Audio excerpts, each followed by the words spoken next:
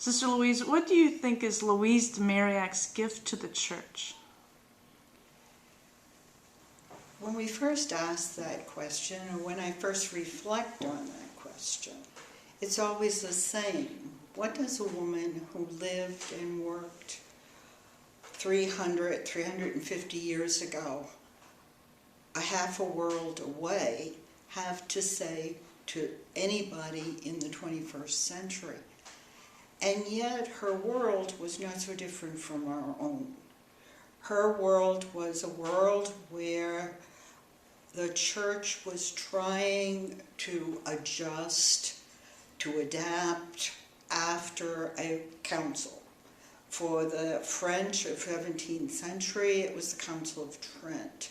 For us, it's Vatican II, and it's something that has taken a long, long time. Then it was also an era in which the gap between the rich and the poor was getting wider and wider. And an era in which government either could not or would not take care of those in need. And so she comes at a time when she is actually a challenge. She was a challenge for the church then, and she's a challenge for the church now. Because when she lived, it was an era in which, for the most part, wealthy women were decorative.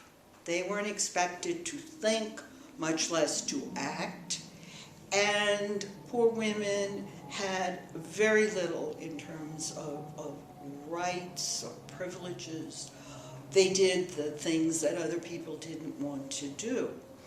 And so she comes along at a time when the active religious life, which we take for granted today, because it's the kind of life we know for most women in the consecrated life, was unknown.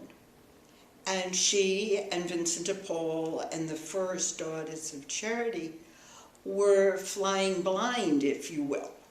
And the church wasn't at all sure just what these women were supposed to be doing, and whether it was proper or appropriate or whatever for them to be serving directly in the world, as they called it at that time.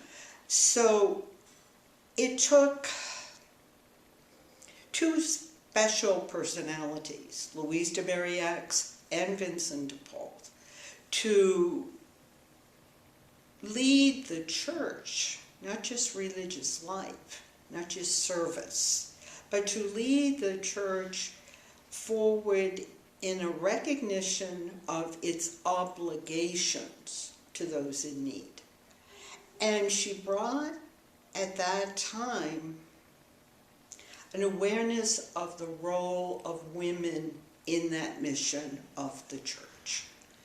She was able to be a bridge between the very wealthy, who financed the works, and without which the works would not have existed, who collaborated personally in hands-on service with those works.